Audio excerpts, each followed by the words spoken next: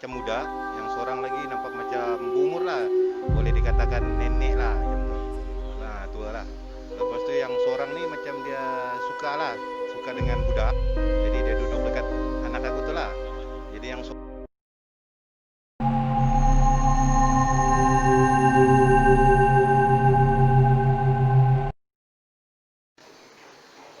Assalamualaikum warahmatullahi taala wabarakatuh dan salam sejahtera kepada semua subscriber, follower dan likers channel Penjejak Gaib.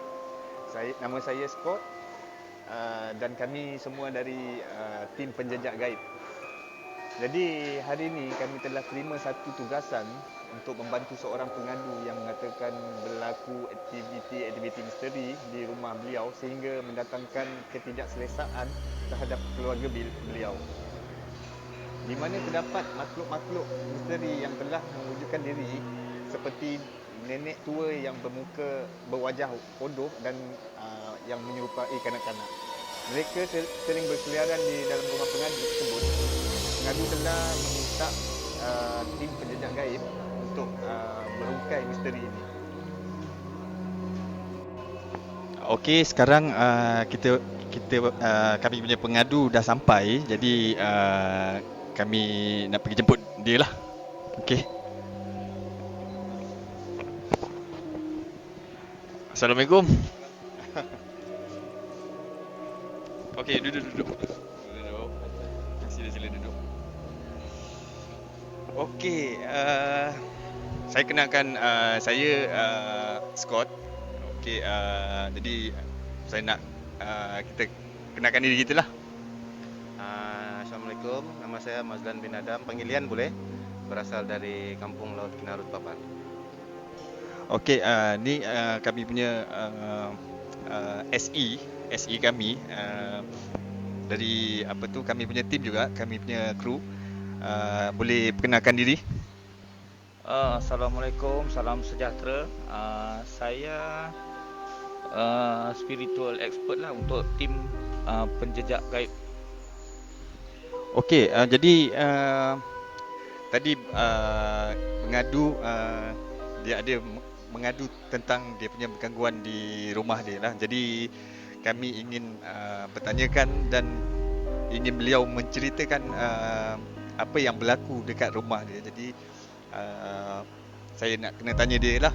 Kita dengar daripada tuan punya rumah sendiri. Jadi boleh ceritakan apa yang berlaku dekat sana, gangguan yang jenis macam mana. Jadi biar semua orang tahulah macam mana apa yang kejadian tempat tersebut.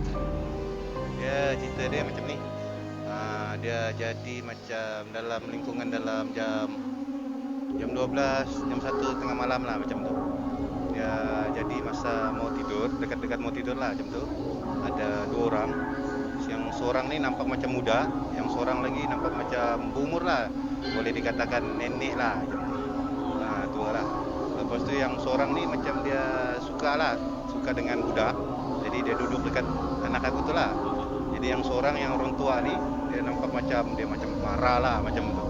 Lepas tu gangguan dia pula jadi selepas aku nampak tu, baru tu ada gangguan, tapi tu dalam mimpi lah.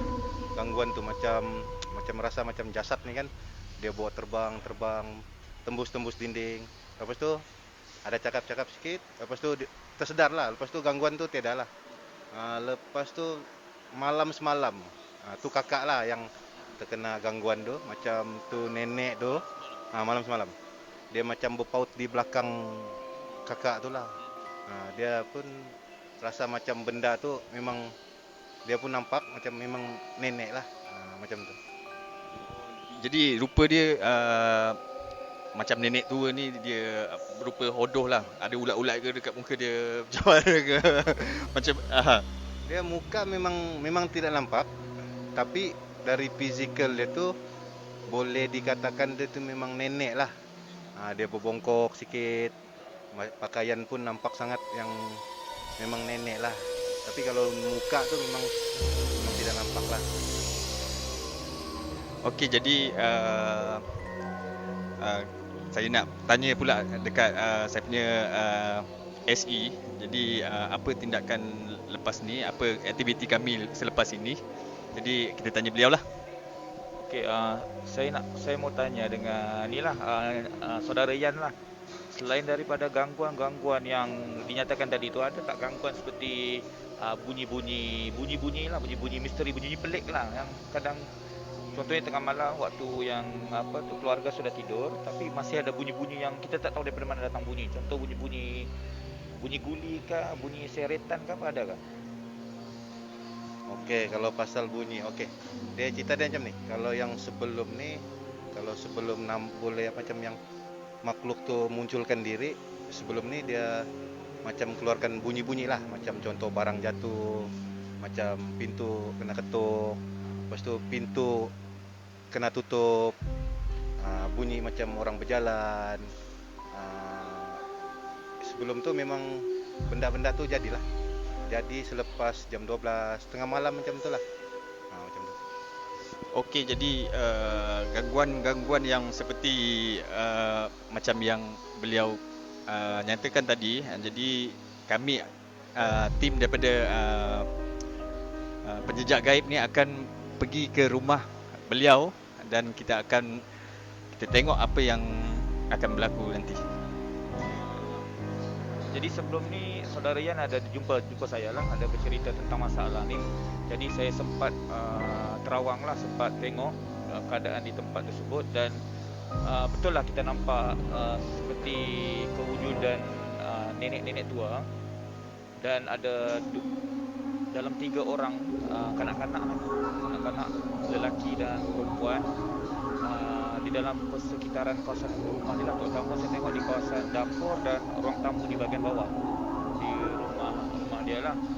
Jadi nanti kita akan set up satu hari masa untuk kita cuba pergi ke rumah saudara Yan untuk kita rungkai misteri dan apa sebenarnya yang terjadi dan apa sebenarnya yang diinginkan oleh makhluk-makhluk misteri tersebut lah. Jadi kita akan set satu masa nanti kita akan jumpa balik semula lah. Okey, itu sajalah. Jadi nanti kita jumpa dekat rumah tuan rumah ni sebagai pengadu. Jadi kita akan jumpa kat sana lah nanti. Okey, stay tune. Jangan lupa subscribe channel Penjejak Gaib yang mana belum subscribe lagi.